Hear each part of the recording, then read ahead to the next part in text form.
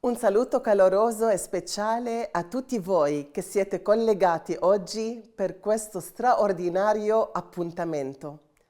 La prima parola che mi viene dal cuore in questo 70° anniversario è gratitudine verso le moltissime persone che si sono prodigate negli anni con generosità per rendere viva e operante Città Nuova. 70 anni fa, quando nessuno avrebbe potuto immaginarlo, è nato un giornale, una voce che negli anni ha attirato, ispirato e trasformato la storia di migliaia di persone.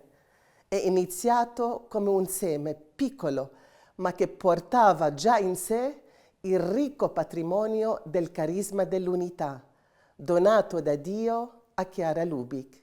Chiara definì Città Nuova come la prima opera dell'opera. Perché?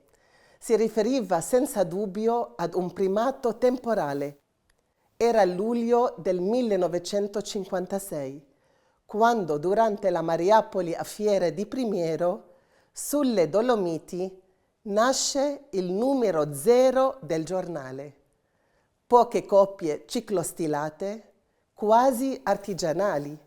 Eppure, già in quelle pagine si intuisce una missione grande. Ma quel prima vuole anche dire che Città Nuova è il primo strumento di comunicazione e di annuncio della novità dell'esperienza evangelica che si stava generando e della cultura che stava fiorendo. Non a caso Chiara ne affida la guida a persone di cui ha totale fiducia. Suo fratello Gino Lubich all'inizio, poi a Gino Giordani, a Spartaco Lucarini, a Guglielmo Bosselli e altri che si sono succeduti negli anni.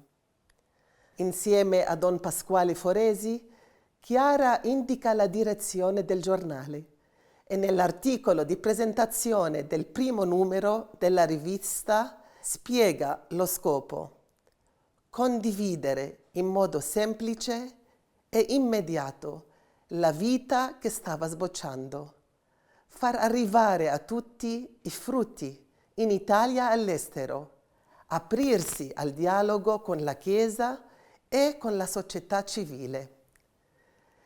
Lei stessa scrive molti editoriali.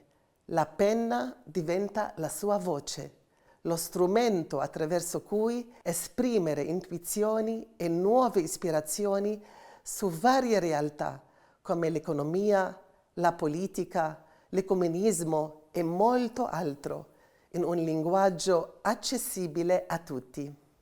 Città Nuova si diffonde grazie a lettori fedeli che la propongono a parenti e amici, alle parrocchie, a istituzioni civili, garantendo al tempo stesso il necessario sostegno economico.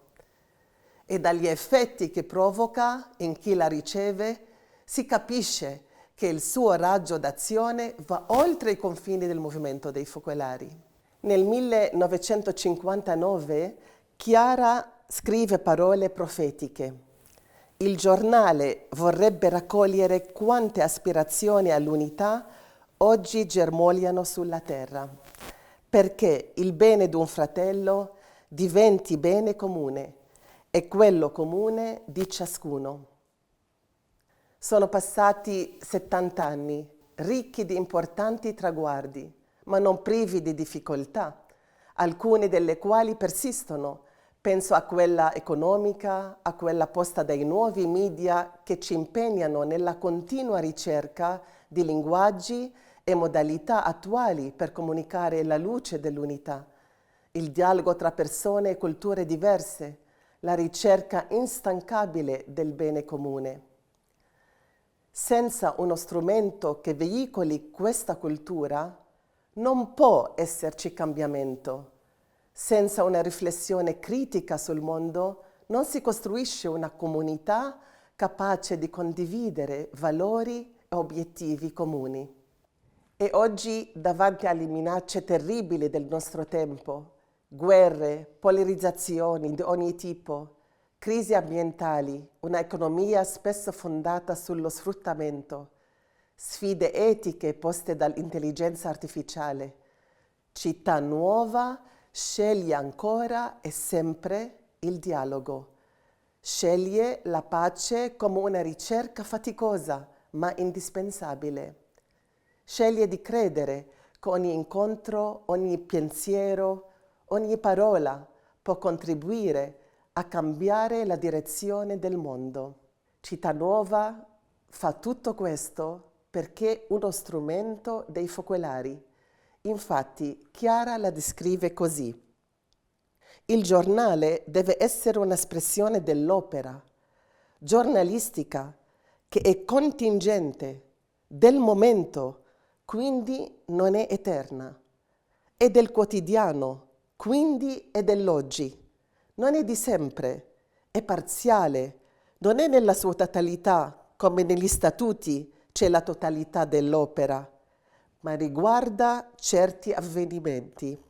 Così, però, comunque è espressione dell'opera, deve essere espressione del movimento.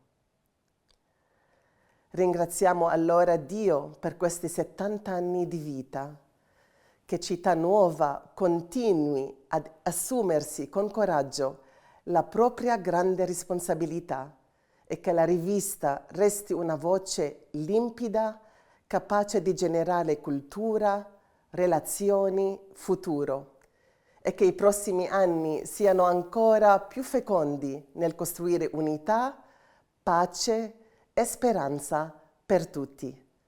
Buon anniversario e buon anno a tutti!